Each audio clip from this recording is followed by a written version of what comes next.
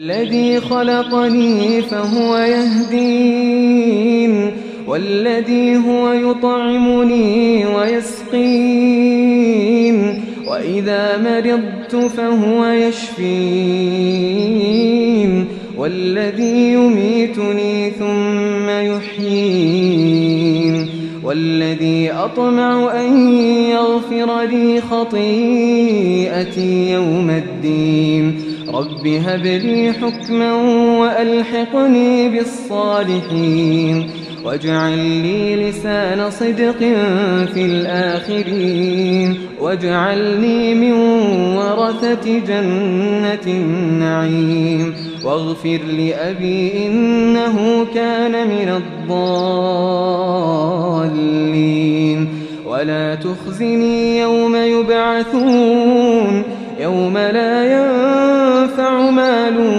ولا بنون إلا من أتى الله بقلب سليم وأزلفت الجنة للمتقين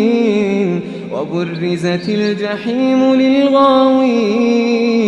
وقيل لهم أين ما كنتم تعبدون من دون الله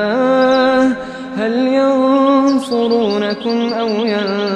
ينتصرون فكبكبوا فيها هم والغاوون وجنود إبليس أجمعون